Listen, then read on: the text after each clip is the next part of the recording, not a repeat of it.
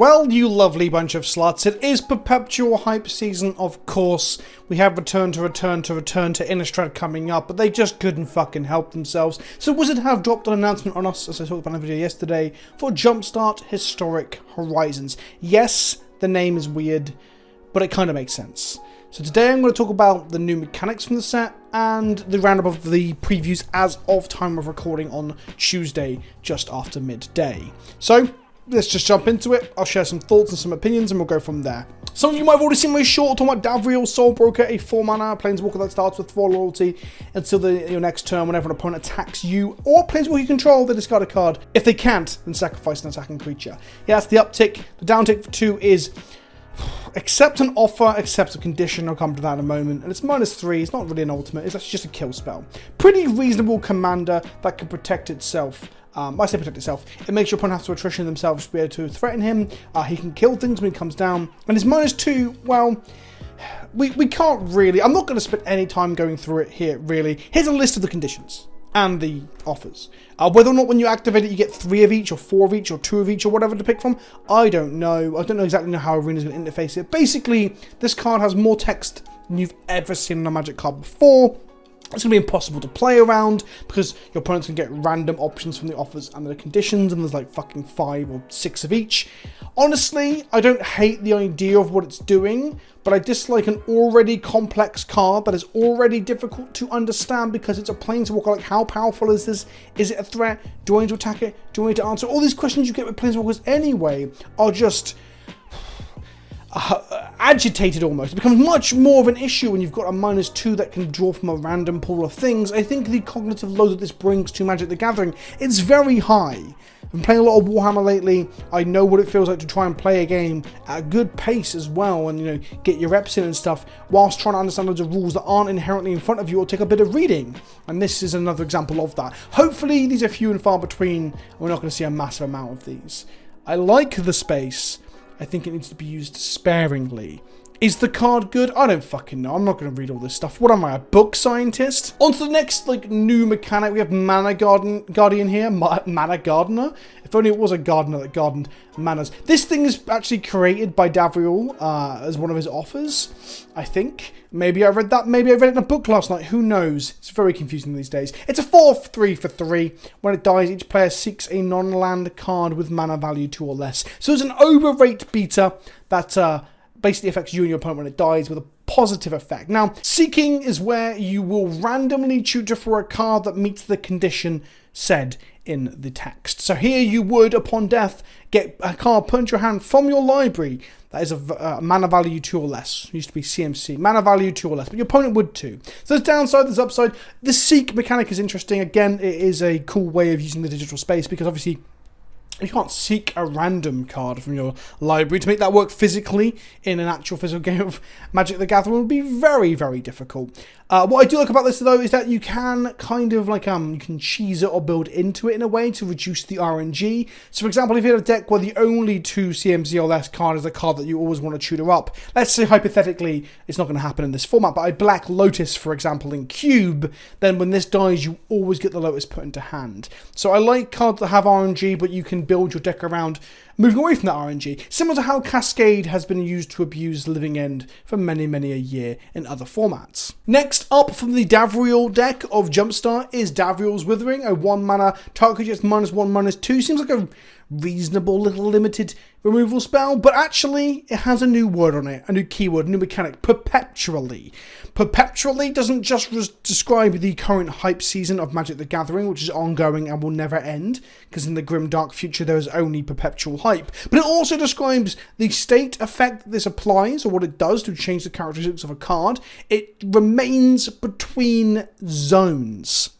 What that means is a creature is bounced back to hand, exiled or returned to the battlefield, or killed, or shuffled back into a library, it will keep this stat change. This is similar to how I believe, I haven't played Runeterra in ages. Runeterra has a bit of this, you can do it to cards in hand in Hearthstone too. I can't remember if they actually change and stay that way in the deck. I could look it up, but I'm not going to. But either way, I think this is my favourite of the new online digital-only effects, because perpetually opens up a whole world of possibilities. For example, with Dimirs Withering, you can use it on your own creature on a 4/4, let's say, to make it into a 3/2.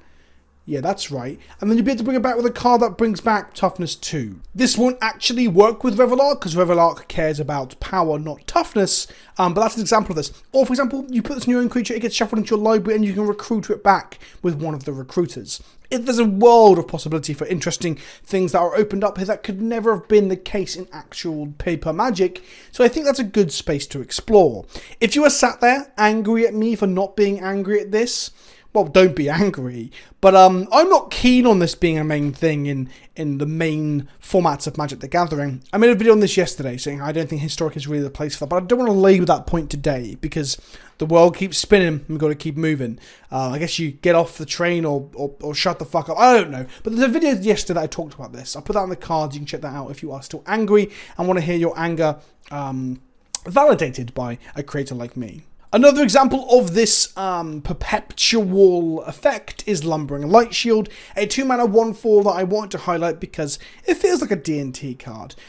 This art is interesting because it just makes me think of early prototype Transformer art before they finalised the shots.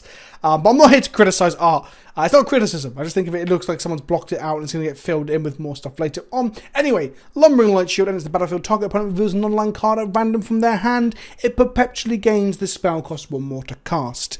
So you increase the cost of 1 card in their hand by 1.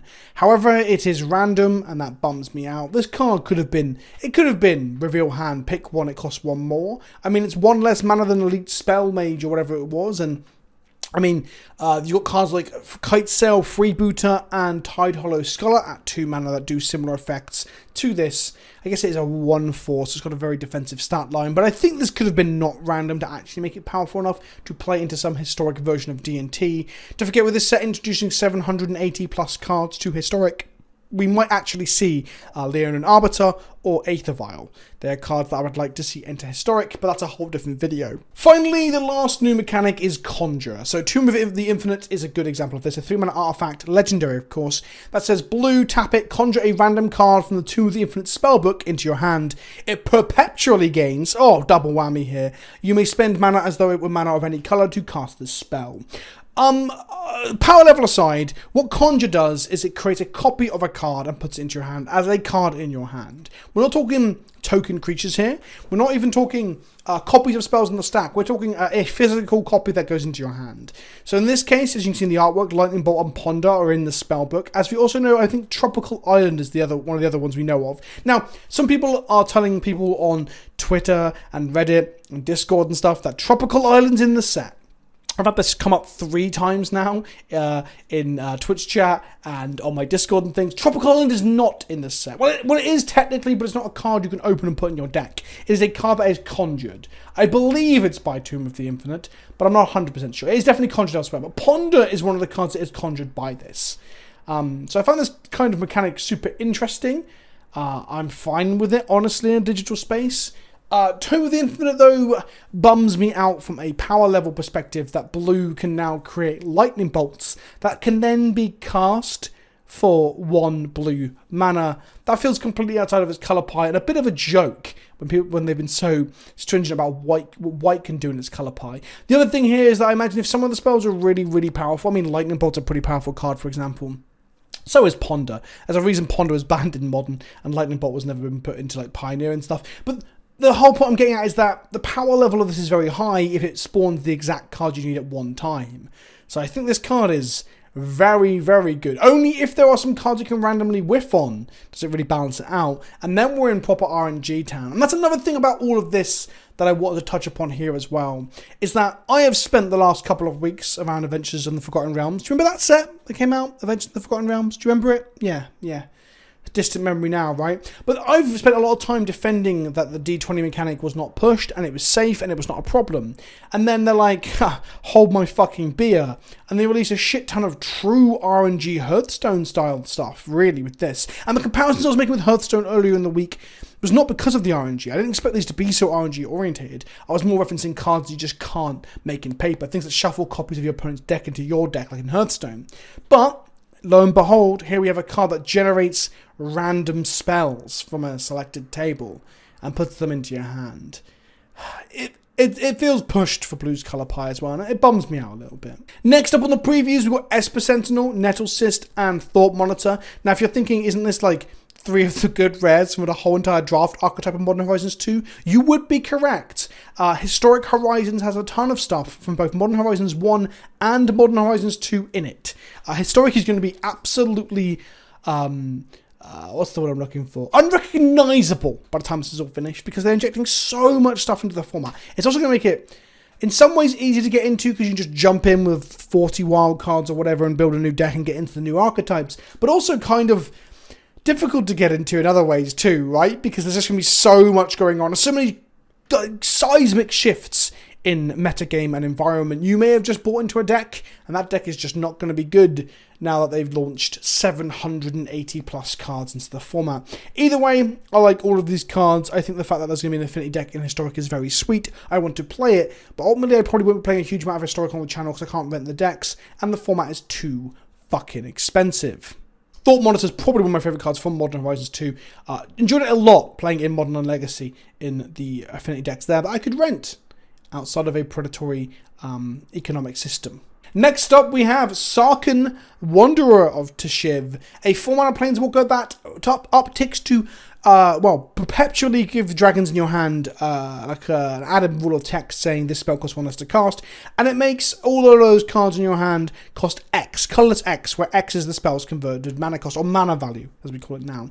The reason these two lines of text are separate, and took me a while to grok it, is that you can have a Tiamat in hand, which is like 7 or 8 or 9 mana or whatever, and it makes it easier to cast in terms of fixing, but then that X cost can be reduced by the first line, the spells cost 1 less to cast. Bear in mind, the spells cost 1 less to cast is reducing the cost, not the mana value. That's important for spells like Disdainful Stroke, for example, that would still be able to hit one of these spells that costs 9 mana or whatever on the stack. It's not changing the mana value on the stack. Importantly, it's also important if Aether Vial gets printed into the format too.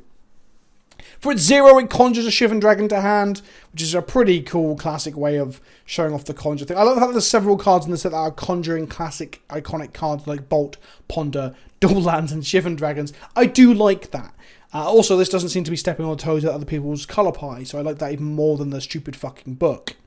And -2, Sarcan Wanderer to Shiv deals 3 damage to target creature. Again, another Planeswalker where the third ability is not just a back-breaking ultimate that wins you the game, give or take. And I like that. I like that way better. I like the fact that these haven't got fucking stupid emblem or one-sided effects strapped to them like the Warwalkers. And I like that they took on the innovation of not having game-breaking ultimates to race towards, where the game has to be completely focused around that. Although leaving one of these Planeswalkers in play is still a recipe for disaster. So really, it's only lessening that issue as opposed to removing it. In the same pack, you can get Sarcan Scorn, a 3-mana burn spell that shoots a creature or Planeswalker for damage equal to the number of turns you have begun. Not what turn number it is, but turns you've begun. So if you take multiple turns in a row, this grows from that. Ultimately, it's 3 mana for 3 damage or more, which is perfectly reasonable at Instant Spear's removal spell. Whether that'll be good enough to see play, I don't know. Something I find interesting is that I don't see how this is a digital-only card, because if we compare it to things like Sarah Avenger, which has a similar tracking issue in the past, which cares about if it's your first, second, or third turn of the game, surely this Sarcan burn spell could exist in paper, right? And it makes me wonder if Sarah Avenger will be errated to say something like you can't cast a spell on the first, second, or third turn that you've begun, or use the begun text from the other one, right? A templating thing. Who knows? But this is the first one that I don't think could not be in paper. I guess there was a tracking issue, but who really cares? Next up, Dragon's Rage Channeler. One of the hardest cards to type into a search engine. Because I never remember if it's Dragon's Rage Channeler, Dragon-Rage Channeler, Dragon-Rage's Channeler. And none of this is important to the video, but I just wanted to point that out. This card has been seeing a lot of play in Modern, and it's been ripping up Legacy alongside Ragavan the Monkey. So I'm shocked, genuinely shocked, to see them just slam into Historic Horizons 1 Jumpstart Boogaloo. Maybe it's because they didn't realize how much it was going to dominate other Eternal formats before they did this, so maybe that's the reason, and that's fair. Maybe given the feedback of how good this has been, how oppressively good this has been, how there is a world where this might need a ban down the line in Modern or Legacy because of just how efficient some of the 1-drops in these decks have gotten. Maybe they wouldn't have put it into this, but I see this being an absolute slam dunk of an all-star staple in the format, whether it be in a mono-red aggro deck, whether it be in a blue-red tempo deck, or whether it be in a tempo control style shell, something that protects the queen and has a lot of counter magic, like Delver, for example. Hell, we might even see Delver of Secret show up in this. There's still a lot of cards to be printed, or revealed, should I say. But I am shocked that this is coming in. And then in addition to that, I think in the same pack, I'm not sure if it is the same pack, but I think it is Bloodbraid Marauder, a 2-mana 3/1 that can't block Delirium. It has Cascade. Now, it's interesting that this is in the thing for Modern Horizons 2 because it brings with it a few things. I don't know if Delirium or Cascade has actually been programmed into Arena before. I feel like I've played an Arena event where spells had Cascade, but I could be wrong. Either way, it just shows that they are programming in a lot of these mechanics from older stuff. Delirium on this and Dragon Rage Channeler, Cascade here as well, Affinity on a load of the Affinity cards that they're putting in. It's cool to see them doing this because it means that we might be able to see a lot more cards programmed into the game a lot easier.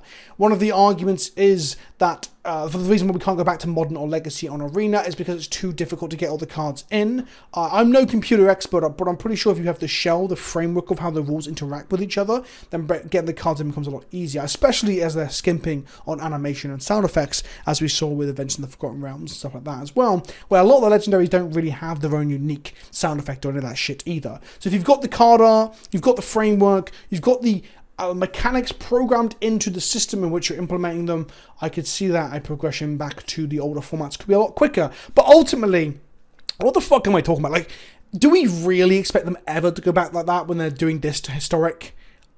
Especially as paper is getting so little love too. Yeah, I don't know. I'm rambling now. I'm dejected a little bit. I really hope we do see some push to support Modern and Legacy in the future if this is what they're doing to Historic. But who knows? Cards, fine. If we see a Living End or other Cascade spell that this can abuse in the format, then this could become very, very good. Because I've seen people play this in Living End in Modern. It's not the normal version of the deck, but people definitely tried it when Modern Horizons 2 landed, and it was fine as a reasonable 2-drop that can go and get your Living End. And that's the cards I want to highlight so far. There are a lot of others, but I think I don't really care about. I don't think most people will care about too much. Wander is in the format. It gives things flying when it's in your graveyard. And I guess there are some slivers too that some people care about. And ninjas. Ninjas are coming too. But these are the big exciting ones that I thought were good for highlighting a few key parts about the set as well. The new mechanics, some of the archetypes they're injecting quite forcefully and almost artificially into the format, and mechanics that they program onto the cards. So let me know what you think in the comment section below. Let me know if you enjoyed this video as well and you want to hear another spoiler roundup like this. I don't normally do these kinds of things, but I will probably do another one later in the week if this is well received. If you enjoyed the video, smash that like button. Don't forget to subscribe. I've been Vince, also known as PleasantKenobi on the internet. Brought to you by channelfireball.com, and I'll see you soon. Ta-ta for now.